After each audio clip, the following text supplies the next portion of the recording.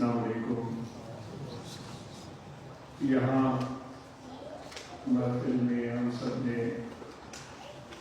شرکت کی ہے اور اپنی نوجوانوں کی گفتگو سننے کا موقع ملا جو کہ ہمارا مستقبل ہے اور روشن مستقبل ہے، اور ہمیں ان سے بڑی امیدیں وابستہ ہیں، اور اللہ تعالیٰ کی رحمت بہت بڑی ہے۔ وہ خود ارشاد فرماتا ہے لا تقنطوا من رحمت اللہ، کہ آگاہ ہو جاؤ میری رحمت سے کبھی بھی مایوس مت ہونا۔ رحمت کو ہم مختلف نام دے سکتے ہیں، ہو سکتا ہے ہم میں سے کوئی رحمت سمجھتا ہو کہ وہ جب سجدے میں جا رہا ہے تو وہ رحمت ہے، ہو سکتا ہے ہم میں سے کوئی سمجھتا ہو کہ جب وہ رکوع میں جا رہا ہے تو وہ رحمت ہے، یا جب وہ دعا کے لیے ہاتھ اٹھا رہا ہے تو وہ رحمت ہے، کیونکہ اللہ تبارک و تعالیٰ نے لفظ رحمت کا بیان کر دیا ہے، کوئی ایک خاص متعین عمل اس کے ساتھ جوڑا نہیں ہے۔ ہو سکتا ہے کہ کوئی ہم میں سے یہ سمجھتا ہو کہ روزہ جب میں رکھتا ہوں تو وہی رحمت ہے۔ یہ جتنی بھی چیزیں اور بھی بہت ساری چیزیں اس میں آپ اور ہم شامل کر سکتے ہیں اپنی سوچ اور فکر کے مطابق، لیکن جو ایک نوع انسانی ہے، انسانیت کی تخلیق، زمین اور آسمان تو پہلے سے موجود تھے، اللہ تعالیٰ کی مخلوقات پہلے سے موجود تھی، اللہ تبارک و تعالیٰ کی بندگی میں وہ پہلے سے ہی مشغول تھی، رکوع اور سجود وہ پہلے سے کرتے چلے آ رہے تھے۔ اس ساری مشغولیوں کے درمیان اللہ تبارک و تعالیٰ نے انسان ذات کو تخلیق کرنے کا فیصلہ فرمایا۔ اتنی عمدہ بات ہے کہ وہ تو ہر چیز جانتا ہے، کوئی چیز اللہ تعالیٰ سے مخفی نہیں ہے۔ اپنے فرشتوں کے سامنے یہ بات رکھ دی، اپنا مدعا رکھ دیا، یہ تو اس کی شان جلالت ہے جس کی کوئی تمثیل نہیں ہے۔ ہمارے آقا مولانا صلی اللہ علیہ وآلہ وسلم بھی جب کوئی اہم کام ہوتا تھا تو اپنے صحابہ کے سامنے وہ بات رکھتے تھے، اور وہ صحابہ کی باتوں کو بڑے غور سے سنتے تھے، اور پھر جس طرف کثرت رائے ہوتی تھی اس عمل کو اختیار کرنا، اپنی رائے بھی رعایت فرماتے تھے، لیکن جس طرح جنگ احد کا موقع دیکھیں ضرور آپ یہ چیپٹر پڑھ کر دیکھ لیجئے گا کہ جب حضور علیہ السلام نے یہ سماعت فرمایا کہ کفار آ رہے ہیں تو آپ نے ایک مجلس شورا بلا لی، ان سب کے سامنے صورتحال رکھی گئی، پھر ان کی رائے طلب کی گئی، کیونکہ یہ وقت محدود ہے تو آج مختصراً اس طرف توجہ دلاتا ہے، اس امید سے کہ ہم خود بھی پڑھیں گے، خود بھی ہم مطالعہ کریں گے، اور خود صرف رٹی رٹائی باتیں سننے سے کچھ نہیں ہوتا، ہم خود بھی مطالعہ کریں گے اور دماغ کے دریچے کھول کر مطالعہ کریں گے۔ تو سب صحابہ کے سامنے وہ بات رکھی تھی، دو گروہ ہو گئے، ایک نے ہو سکتا ہے مجھ سے غلطی ہو رہی ہو تو میں پہلے سے نظر رکھتا ہوں، اس نے سیدنا سلمان فارسی رضی اللہ تعالیٰ عنہ کی رائے کو اختیار کیا، اتفاق کیا جائے، بڑے بڑے خندق ہوتے ہیں، کچھ نے کہا کہ نہیں ہم ان کے ساتھ بے دلی سے رہیں گے۔ بہرحال بس گفتگو یہاں تک، آگے خود آپ دیکھ لیجئے گا، گفتگو یہ تھی کہ اللہ تبارک و تعالیٰ نے اپنے فرشتوں کے سامنے یہ بات رکھی، اور پھر انہوں نے جو بات کہنی تھی وہ کہہ دی، لیکن اللہ تعالیٰ نے فرمایا کہ نہیں، جو میں जानता हूँ, इन्नी आदत मैं जो जानता हूँ तुम्हें उसका पता ही नहीं। उन्होंने क्या कहा था, इंसान आएगा ये भी कर देगा, ये भी कर देगा, ये भी कर देगा। फिर उन्होंने ऊपर से ये कह दिया कि तुम्हें इबादत करने वाले चाहिए, तो क्या हम वो कम हैं? तो यीशु ने कहा था, क्या हम इबादत करने वाले कम हैं? हम तो सुबह शाम इबादत करते हैं और कोई बेफरमानी का तस्वुर ही नहीं है, हुक्म उबूदी का तस्वुर ही नहीं है। जो अमर है उसकी बजावनी हो रही है। कृष्ण का जो एक पॉइंट ऑफ व्यू था बड़ा मजबूत नजर आता है। जो मालिक है वो यही चाहता है, जो आपा होता है वो यही चाहता है कि जो मेरी राया है वो मेरी हुक्म की तस्लीम करे, मेरी बात माने। वो नहीं मानते तो फिर उनको जेल में डाल देता है हुक्मरान, उनको कैद में डाल देता है, उनको सजा देता है। तो वो जब बात सामने आई थी तो फरिश्तों ने अपनी वजाहत की, अपनी राय पेश की। अल्लाह ताला ने उन सब की राय को सुना और फरमाया कि नहीं, तुम्हें नहीं पता, जो मैं जानता हूँ उसका इल्म तुम्हें नहीं। तो दोस्तों, तो वो रहमत ये समझ आता है इबादत की मौजूद, लेकिन रहमत का एक इजहार ये भी था कि नौ इंसानी की तकलीफ हुई, फिर फरिश्तों की, फिर नबियों की आमद हुई, फिर सबसे आखिर में रहमतुल लिल आलमीन की आमद हुई, पूरी दुनिया के लिए जिसको अल्लाह ताला ने रहमत फरमाया। तो आज हम ये कह सकते हैं कि कोई एक अगर बच्चे की विलादत होती है हमारे घरों में तो ये भी अल्लाह की रहमत है। और भी चीजें हैं, लेकिन जो अल्लाह तबारक व तआला ने इबादत की मौजूदगी में नौ इंसानी की तकलीफ का ख्याल जाहिर किया, तो ये एक बड़ी नुमाया बात है। तो एक बच्चे की पैदाइश ये अल्लाह ताला की रहमत का नूर है। उस बच्चे की परवरिश और उसका बड़ा होना और उसका इल्म हासिल करना, मुझे आज तो उम्मीद है कि जो हमारे नौजवान बच्चे हैं इस उर्दू में है उसको समझ सकेंगे। तो उसका बड़ा होना और फिर अकल और फहम को हासिल कर लेना, कुव्वत फैसला को पा लेना, अच्छे और बुरे की तमीज को समझ लेना और फिर कदम आगे बढ़ाना। इसका ये मतलब नहीं है कि कोई गलती ही नहीं की दोस्तों, इसका ये मतलब नहीं है। वो अल्लाह तबारक व तआला वो कहता है कि मैं गफ्फार ज़रूर हूँ, मैं गुनाहों को माफ करने वाला हूँ। फिर सत्तार भी कहता है कि मैं हाँ वो ऐबों को छुपा देगा, रहमान भी हूँ, रहीम भी हूँ। एक मेरे दोस्तों ये मुद्दा नहीं है कि मैंने कोई गलती नहीं। हाँ ये बात आम है कि गलती के बाद हमने अल्लाह ताला की तरफ रुजू किया या नहीं किया और उससे हमने माफी तलब की या नहीं की। वो तो हुजूर अलैहिस्सलाम फरमाते थे हम सुबह शाम इस्तिग़फ़ार करते हैं अपने लिए इरशाद फरमाते। तो इनसे हमारे नौजवानों की मौजूदगी और आज उनका सामने खड़ा होना, ये गुफ्तगू करना, ये सब खुदा की रहमत है। और हम दुआ करते हैं कि इस रहमत में और भी इजाफा हो, हमारे बच्चे और फले फूले बड़े हो, वो लायक और फायद और काबिल बने और हमारे आने वाले जमाने को और भी रोशन और काबिल कर सकें और करेंगे। यहाँ आने का मकसद, हमारा मौजूदगी का मकसद क्या है? वो अल्लाह ताला का जिक्र है, अल्लाह तबारक व तआला की याद है। अल्लाह ताला का जिक्र तो हम सब करते हैं, नमाज पढ़ते हैं ये अल्लाह ताला का जिक्र है, मस्जिद में जाते हैं ये अल्लाह ताला का जिक्र है, रुकू करते हैं ये अल्लाह तबारक व तआला का जिक्र है, ये सब अल्लाह तबारक व तआला का जिक्र है। लेकिन उसके बावजूद यहाँ हम क्यों आए? हम यहाँ किस लिए आए? आपका अपना नुक्ता नजर हो सकता है। आज इसका ख्याल है कि जो अभी आयत करीमा तिलावत की, अल्लाह ताला फरमाता है मैं तुम्हारी जान की रग से भी ज्यादा तुम्हारे करीब हूँ, मैं तुम्हारे शरग से भी ज्यादा आपके करीब हूँ।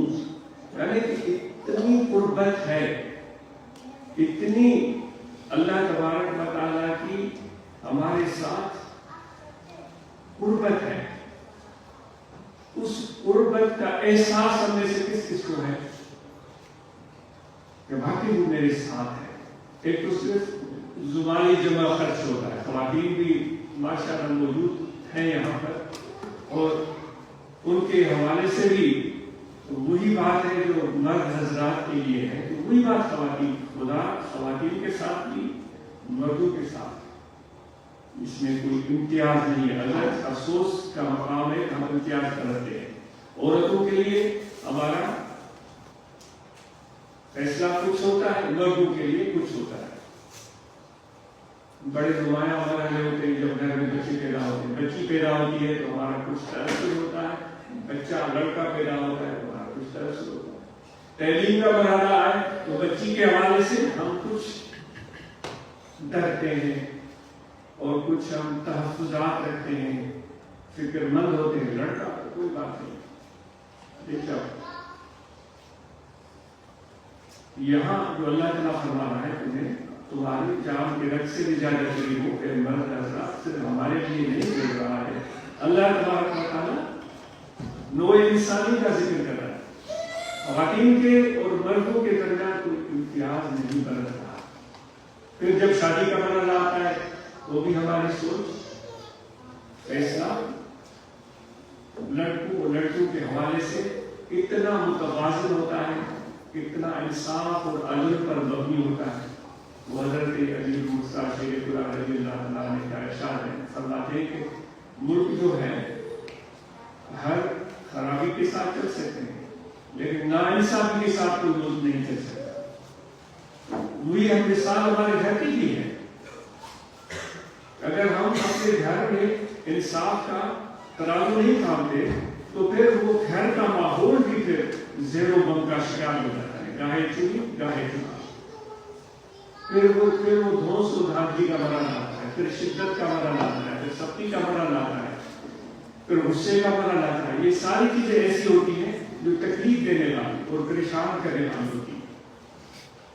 تو اللہ تعالیٰ نے فرمایا کہ ہم تمہاری جان کے رگ سے زیادہ قریب ہیں، تو یہاں ہم ذکر بھی کر رہے ہیں تو یہاں ہم کیوں آ کر کہتے ہیں؟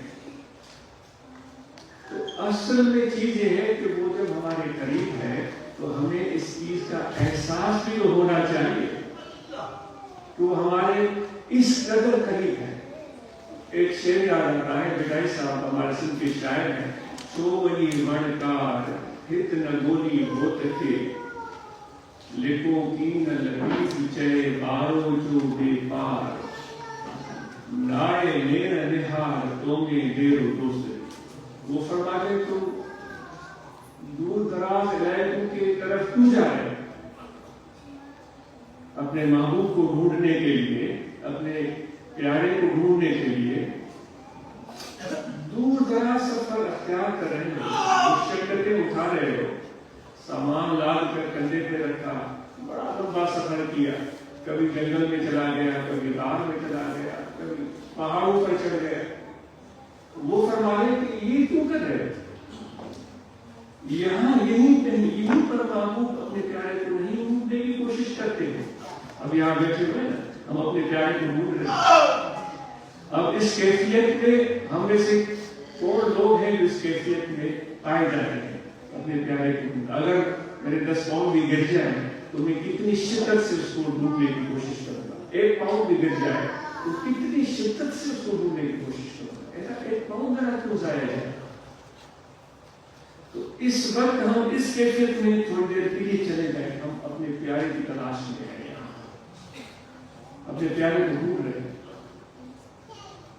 ذکر اپنی جگہ پر ہے لیکن وہ کہہ رہا ہے کہ تمہارے شہرت سے بھی زیادہ تمہارے قریب ہو۔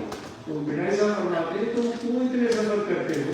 یہیں پر تم اپنے محبوب کو نہیں ڈھونڈتے؟ پھر آگے اس سے بھی آگے قدم بڑھاتا گائے لین نہار تمہیں دیرو دوست جو، ذرا اپنے اندر میں تو جھانکی پاؤ، اپنے اندر میں تو جھانک کر دیکھ لو، اپنے قلب کے اندر ٹٹول کر دیکھو، محبوب تو یہیں چھپا بیٹھا، لیکن ہمیں اس چیز کا علم نہیں ہے۔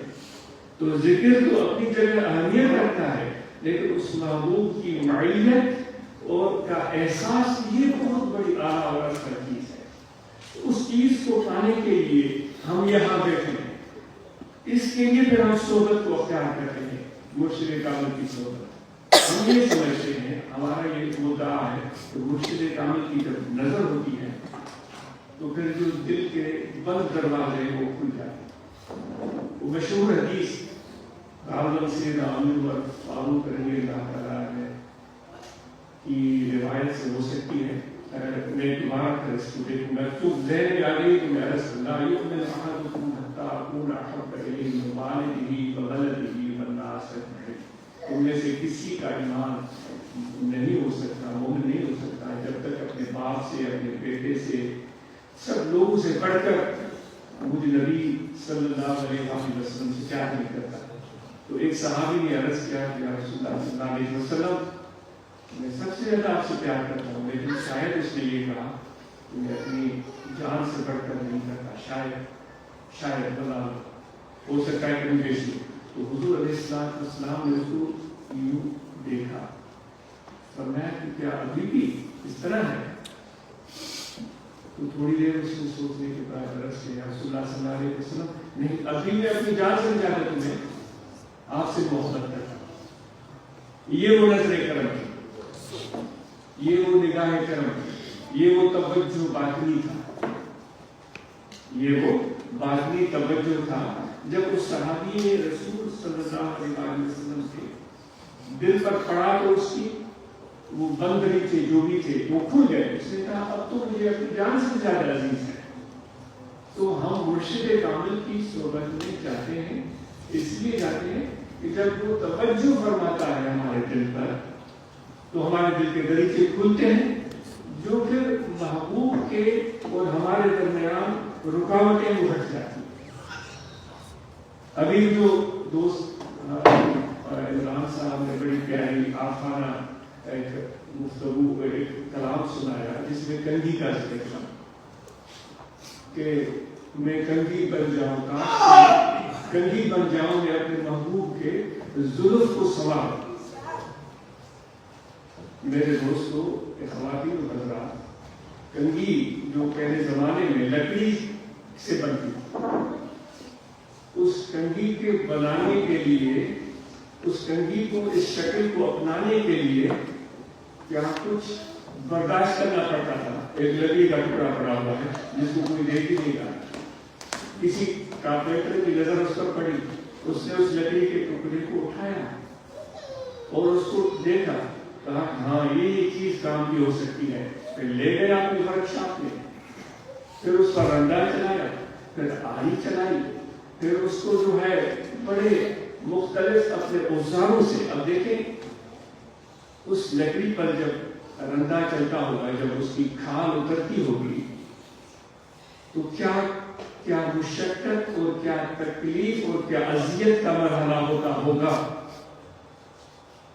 फिर रंदा, आरी, तीर और क्या कुछ चीजें कारपेंटर के पास होती हैं, वो आजमाता चला गया। फिर मोटी आरी के बजाय वो पतली आरी उठाई, फिर उसके एक उसके जो एक दांत कहा जाए या जो खड़ी हुई चीज जो बालों को संवारती है, उसके अंदर फिर उसने बड़ी मेहनत से, निफासत से वो आरी चलाता गया, फिर देखभाल हो जाए, रगड़ा। जरा हम देखभाल लगा सकते हैं अपनी दिल पर एक लम्हे के लिए, लगाकर चला गया, फिर उसकी एक शेप बन गई, फिर वो लकड़ी नहीं वो कंघी बन गई। इतनी मुशक्कतें उठाने के बाद ये भाइयों, हम तो सिर्फ इस वक्त इंसान नाम के हैं। अगर कामिल और सही इंसान बनना, यानी वही लकड़ी वाली सूरत है हमारी, अगर कोई शक्ल हम अपनाना चाहते हैं तो फिर किसी उस्ताद के हत्थे हमें चढ़ना पड़ेगा। उस्ताद ऐसा हो जिसका इल्म सही हो, जिसकी नीयत सही हो, वो उसमें से उसके अंदर जो मौजूद एक खूबसूरत चीज है, वो कंघी भी हो सकती है, वो कुछ भी हो सकता है, वो टेबल भी हो सकती है, कुछ भी हो सकती है, वो देख ले हाँ इस लकड़ी के बीच के अंदर जो है वो मुझे सारी चीजें नजर आ रही। ये होती है दूर अंदेशी, ये होती है दूर अंदेशी। मतलब हम देखते हैं हाँ ये फुला का बेटा है, फुला उसका बाप है, फुला उसका दादा है, चलो भाई ये काफी। لیکن جو کامل کی نظر ہوتی ہے وہ اس شخص کے اندر جو موجود صلاحیتیں ہوتی ہیں اس کو پرکھ لیتی ہے. وہ اس کی صورت میں جب بیٹھتا ہے تو اپنے آپ کو پہچاننا شروع کر دیتا ہے. وہ جب مٹی جھڑنا شروع ہو جاتی ہے، مٹی جھڑنا شروع ہو جاتی ہے، یا تو وہ اپنے غوث اعظم رضی اللہ تعالیٰ نے مولانا سبحانی رحمۃ اللہ تعالیٰ علیہ فرماتے ہیں جب تم میرے پاس آؤ وَاصْبِرْ عَلَىٰ مِحَنَةِ الدَّوَاءِ. آپ کے ارشاد کے وہ جملہ مجھے کچھ یاد آ رہا ہے. فرمایا تم میرے پاس آؤ تو میری کڑوی دوائی پر پھر صبر کر دو. ایسے نہیں کہ وہ میٹھی دوائی چلے، میری کڑوی دوائی پر صبر کر. پھر کہتے ہیں میرے دروازے کے چوکٹ کو اپنا سرانہ بنا لینا، ہلنا نہیں ہے، اس کو سرانہ بنا لینا. تو دوستو پھر وہ پھر اس کو اس پر محنت آزماتا ہے، اپنا ہنر آزماتا ہے، تو اس سے وہ ایک انسان برآمد ہوتا ہے جو پہلے سے مختلف انسان ہوتا ہے. تو ہم یہاں جو بیٹھے ہوئے ہیں تو اس پہچان کو پانے کے لیے بیٹھے ہوئے ہیں کہ جو ہمارے ساتھ ہے تو اس کی موجودگی اور اس کی معیت کا لطف کیا ہوتا ہے. معیت گر نہ ہو تیری، معیت گر نہ ہو تیری تو گھبراؤں گلستان. اے محبوب اگر تو میرے ساتھ نہیں ہے تو پھر بغیچہ ہو، گلستان ہو، گلشن ہو، میں گھبرا کرتا. ہمیں گھبراہٹ نہیں ہوتی. یو کے میں آ گئے ہم تو خوش ہیں، ہم تو بڑے مزے لے رہے ہیں. ہم سمجھتے ہیں کہ ہم نے بڑا مال کام کر لیا، اور پیچھے جو لوگ بیٹھے ہوئے ہیں ہمیں بڑی حسرت بھری نظروں سے دیکھ رہے ہیں. لیکن جو ہم ایک محبت اللہ تعالیٰ کی ذات کے ساتھ ہے، جب اس کا ذکر کریں گے تو وہ کہتا ہے کہ تمہارے ساتھ ہمیں پتہ ہی نہیں چل رہا. ہم ڈھونڈتے پھر رہے ہیں کہ وہ کہاں ہے، اس کو ہم پانا چاہتے ہیں. وہ کہتا ہے کہ تمہارے ساتھ نحن اقرب الیہ من حبل الورید. معیت گر نہ ہو تیری تو گھبراؤں گلستان. ایسی ہونی چاہیے. ہم تو بڑے لذت اور مزے میں ہیں اور کہتے ہیں خدا کی قربت بھی چاہتے رہے. اگر تو میرے ساتھ لہو نہیں ہے، معیت گر نہ ہو تیری تو گھبراؤں گلستان میں رہے گر ساتھ تو صحرا میں گلشن کا مزہ پاؤ. اگر تو میرے ساتھ ہوگا تو پھر یو کے میں ہوں یا پاکستان میں، پھر میں جنگل میں ہوں یا بیابان میں، کہتا ہے فرق نہیں پڑتا. وہ بیابان نہیں ہوگا تو وہ میرے لیے وہ گلستان ہوگا. یہ ہے محبوب کی معیت کی پہچان. تو اس لیے میرے دوستوں آپ کے طبیعت نازک پر گران گزرے طویل گفتگو تو آج خود کا ملک ہے اپنی گفتگو کو ختم کرتا ہے. تو جو باتیں عرض کی گئی تھی یہاں پر اللہ تبارک و تعالیٰ کی معیت کا احساس، اور پھر ایک اور مثال بھی ہے. ہمارے سندھ کے بڑے شاعر گزرے ہیں میاں بخت. وہ کہتے ہیں کہ وہ اپنے انداز میں وہ شعر تو بڑے لاجواب ہیں، آج پورا ہیں. وہ کہتے ہیں کہ میری ملاقات حضور علیہ السلام کی نہر مبارک سے تھی. ان کی اپنا انداز. کہتا ہے میں نے اس لالے سے پوچھا کہ یہ تجھے شرف کیسے ملا کہ تم محبوب کے قدموں میں آ گئی ہو، اور پھر تمہیں یہ شرف کیسے ملا. وہ شاعر ہیں، وہ شاعر گفتگو کرتے کیسے ملا کہ تم زمینوں سے اٹھ کر عرش بری تک چلی گئی. اس نالے مبارک سے وہ گفتگو کر عرش بری تک چلی گئی. جو ہم نے سنا ہے تقاریر روایت میں کہ جب بارگاہ الہی میں حاضر ہونے کا موقع حضور علیہ السلام کو میسر ہوا تو آپ نے نالے مبارک اتارنے نہیں کی یا عرش کی طرف بڑھتے ہوئے اتارنے کی کوشش کی تو اللہ تعالیٰ نے فرمایا نہیں، نالے کے ساتھ آ جاؤ. جو علماء سے سنا ہے، آج اس کو اس کی کوئی تحقیق نہیں ہے.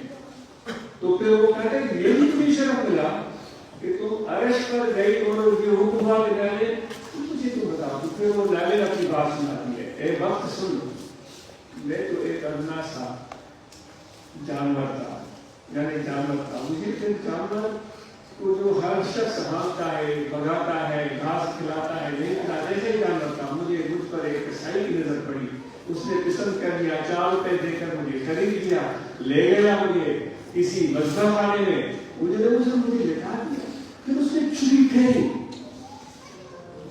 میں تڑپنے لگی، میرا خون بہنے لگا، میں سمجھ گئی کہ میں گئی کہاں سے، میں تو ختم ہوں۔ نہیں، پھر اس نے اپنے تیز ترار جو اس کے چاقو تھے، جو اس کی مختلف اوزار تھے، وہ مجھ پر وہ چھریاں پھینکنا شروع کر دی، میرے ٹکڑے ٹکڑے کر دیے، اور میرے اس جسم کی کھال اس کو اتار کر پھینک دی۔ پھر اس نے اس کھال پر کسی اور نے اس کھال کو پسند کیا، کچھ پیسے دیے، پوری کہانی بتا رہا ہے، تو اس پر نمک چھڑکا، کیا نمک پڑا، میں تو جل گئی، نمک جب زخم پر پڑتا ہے تو کیا ہوتا ہے۔ پھر اس نے وہ ساری باتیں بتاتے بتاتے کہتا ہے، پھر میں کسی موچی کے ہاتھ کر گئی، اس نے سوچا واہ یہ کیا اچھا چمڑا ہے، پھر اس نے اپنی زور آزمائی شروع کر دی، پھر مجھے کاٹا پیٹا، اور پھر مجھے ایک کسی سانچے میں ڈال دیا، پھر مجھے میرے اوپر اپنے زوردار مترکوں سے مجھے مارا پیٹا، پھر مجھے سلائی کی، میری سلائی کی، میں دیکھتی رہی سارا منظر، یہ کیا ہو رہا ہے، تکلیف برداشت سے باہر تھی۔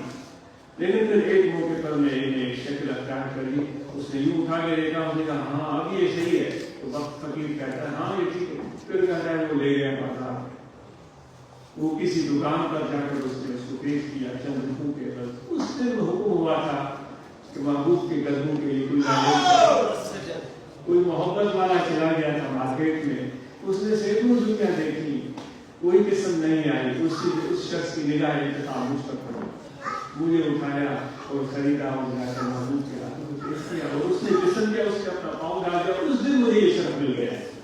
تو دوستو یہ شرف اور شان ایسے گھر بیٹھے نہیں ملتا، اور صرف کھانا کھانے سے، لنگر کھانے سے، یا عیش اڑانے سے، یا کچھ تعریفیں کرنے سے نہیں ملتا، اس کے لیے بڑے ظلم اور ستم جسم پر سہن پڑتے ہیں۔ محبوب کے قدموں تک پہنچنا ہے، محبوب کی معیت تک پہنچنا ہے، اس کی موجودگی کو محسوس کرنا ہے، تو پھر یہ سارے مرحلے طے کرنے کی ضرورت ہے۔ تو آخر میں طریقہ ذکر یہ بڑی مسرت ہوئی دوستوں کی کوششوں کا سن کر، وہ الحمدللہ نہ صرف ذکر کی باتیں سلاؤ اور ڈنوی نیسن بولٹن اور کافی علاقے کے دوست منعقد کر رہے ہیں۔ ایک چھوٹی سی شمع روشن کی ہے تو سالوں سے اس شمع کو جو ہے وہ دوست اپنے ہاتھوں سے یوں سنبھال کے رکھے ہوئے بجھنے نہ پائے، یہ بھی اللہ کا تعالیٰ کا کرم ہے۔ اور اس شمع کو روشن کرتے کرتے 10 اور شمعیں روشن ہوئی ہیں، اور یہ شمعیں انشاءاللہ نہیں، ایک بلب روشن ہوتا ہے تو اندھیرا بھاگتا ہے لیکن پھر بھی ہوتا ہے، 2 بلب روشن ہوتے ہیں تو اور روشنی، 10 بلب روشن اور روشنی، 50 اور روشنی، تو یہ الحمدللہ یہ شمع سے شمع روشن ہو رہی ہے۔ تو دوستوں کو آخری آپ کو شاباش، ابھی الحمدللہ خدا نے آپ کو منتخب کیا ہے، تو اس سلسلے کو زندگی کی محفلوں کو جاری رکھیں، اور اس سے پریشان مت ہو کہ یہ نہیں ہوا وہ نہیں ہوا، بس اپنا کام کیے جائیں، اور جو احباب ہم ہیں محبت کرنے والے، ہم اس محبوب کی تلاش میں وہاں پہنچتے رہیں، وہاں بیٹھیں ان لوگوں کے ساتھ جو میرے محبوب کا تذکرہ کرتے ہیں، جن کو دیکھ کر محبوب یاد آ جائے، اللہ تعالیٰ یاد آ جائے، جن کے ساتھ بیٹھ کر مرشد کامل کا فیض مل جائے، ان کے ساتھ ہم بیٹھنے سے گھبرائیں گے، کبھی کام آ جائیں گی، مجبوریاں آ جائیں گی، بہانے عذر ملیں گے، لیکن یہ عذر بہانے سب ختم چل پڑے۔ ہمارے محبوب محمد اسماعیل احمد کریالوں والے نقش بندی سلسلے کے گزرے گئے، ان کی مزار خیر کو میرس میں ہے، یہ زیارت عام و خاص ہے۔ وہ مختوم محمد راشد روزہ گھڑی کے پہلے مرشد تھے، پھر بعد میں مختوم محمد راشد نے سلسلہ قادریہ میں اجازت حاصل کی تھی، تو ان کی خدمت میں ایک شخص آتا تھا ہر سال، مختوم اسماعیل احمد صاحب کریالوں والے آتا تھا، وہ خدمت میں حاضر ہوتا اور ایک کھیت سے آتا تھا، تو وہ 2 سال نظر نہیں آیا، 2 سال کے بعد آیا تو آپ نے اس سے ملاقات کی، آپ نے فرمایا یہ دوست تو 2 سال نظر نہیں آیا، کیا ہوا؟ اس نے عرض کیا کہ حضور میں ہر سال آپ کے لیے کیس بناتا ہوں، کہ میں खेस बनाऊं, तो खेस नहीं बना तो मुझे शर्म से आ गई कि मैं कैसे आऊं आपकी खिदमत में। तो इस वजह से हम आपके पास हाजिर नहीं हो सके। तो आप बड़े दुखी हुए, आपकी कैसे तब्दील हो गई, आपने केस उठाकर दूर रखा। आपने फरमाया ऐसा केस किस काम का, जो दोस्त को दोस्त से दूर कर दे, ये किस काम का केस हुआ। तो दोस्तों ये बहाने वो तो बड़े मिलेंगे, लेकिन जो भी हालत हो जाए, बात जिक्र में बैठे तो मत करें, फायदा नहीं होगा, इंशाअल्लाह नुकसान नहीं होगा। तो जिक्र का तरीका ये कि यहाँ दिल है, तवज्जो रखिए, दिल में जिक्र हो रहा है, जिक्र कर रहा है अल्लाह अल्लाह अल्लाह अल्लाह अल्लाह। ये सबकी जिक्र है, पहले भी जिक्र का तरीका है, दोबारा भी अर्ज कर देता है, जिक्र करें और ऐसे समझे कि अल्लाह तबारक व तआला मेरे साथ है, वो फरमाता है मैं तुम्हें याद कर रहा हूँ, ऐसे समझे वो मेरे साथ मुझे याद कर रहा है, अल्लाह अल्लाह अल्लाह अल्लाह। वही बात जो हुजूर अलैहिस्सलाम ने सहाबी को फरमाई थी, क्या तुम अब भी मुझसे उतना प्यार नहीं करते, वो अपनी जान से करता। तो उसने थोड़ा सोचा नहीं, अब तो आप मुझे जान से भी ज्यादा अजीब हैं। तो वही कैसे दिल की होगी कि महबूब से प्यार जो है वो बढ़ता चला जाएगा। तो जिक्र कसरत से करें और मुराक़बा करें, तो पहले भी अर्ज़ किया जा चुका है। हम सब नमाज की पाबंदी करें, नमाज जब हुजूर खुशू से पढ़ें, रमज़ान के रोज़े रखें, ज़कात अदा करें, हज फ़र्ज़ है हम उसकी अदायगी करें और सोबत करें और मोहब्बत करें और अपनी प्यार और मोहब्बत की तक़सीम में कभी भी कोताही न बरतें। हुजूर अलैहिस्सलाम ने फरमाया कि किसी को देखकर मुस्कुरा दो, आपने फरमाया ये भी सदका है। तो इसमें कोई भी कंजूसपन का मुजाहरा न करें, जितनी मोहब्बत प्यार शफ़क़त बढ़ाते चले जाएं। अगर कोई अच्छा नज़र नहीं भी आता फिर भी उसके साथ मोहब्बत का बर्ताव करें। कोई रवैया किस्म नहीं है तो भी उसकी साथ मोहब्बत का बर्ताव करते चले जाएं। इस तरह बन जाए जिस तरह के ये न हो कि मतलब और मकसद वाली मोहब्बत, मफाद वाली मोहब्बत, उससे इनकार नहीं है, वो भी आदमी करता है, लेकिन ऐसी मोहब्बत हो जो बेलौस हो। मफाद वाली मतलब वाली मोहब्बत ऐसी होती है कि फिर आदमी का मतलब पूरा मोहब्बत उसकी खत्म। इस तरह घनी छाँव की तरह, दरख्त की तरह बन जाए जो हर एरे एरे को अपने तरह को छाँव मुहैया कर देता है। बेरी के दरख्त की तरह हम न बने। हमारे सिंध में कहते हैं कि भाई सिंधी जबान की झूले कहने के बजाय मैं उर्दू में कहता हूँ, भाई तुमने अपने दरवाजे पर बेरी का दरख्त लगाया है क्या पगड़ी उतरवाने के लिए, क्योंकि उसमें कांटे होते हैं ना, उसमें कांटे होते हैं, वो जैसे आप कोई शाख लग गए तो फिर कपड़ा फंस जाता है। तो इस तरह का हमारा रवैया ना हो कांटू वाला कि जो भी आए बेचारा वो अपनी पगड़ी बचाने के चक्कर में हो, मैं यहाँ से जाऊँ तो पगड़ी बची गए। इस तरह का रवैया हमारे नहीं होना चाहिए। और ये दोस्त चैरिटी का दोस्त काम करते हैं, सलाह के दोस्त ये अल्हम्दुलिल्लाह ये काम करते हैं, खिदमत खल्क़ का। हमारे दोस्त जो दरबीने हैं वो करते हैं, दीगर अहबाब करते हैं, उन सब की इस खिदमत खल्क़ के जज्बे को अल्लाह ताला कायम करके और कबूल फरमाए। तो आप सबका बहुत शुक्रिया। बस ये गुजारिश है कि मोहब्बत से मिलते जुलते रहें, कभी एक दूसरे को बोल न पाए और दिल से जुड़ा रहे और जिक्र जारी रहे। अल्लाह ताला आप सबको बरकतें, रहमतें, मग़फ़िरतें, भलाइयाँ, सेहत, सलामती, आसानियाँ, कामयाबियाँ से नवाज़े। जज़ाकल्लाह।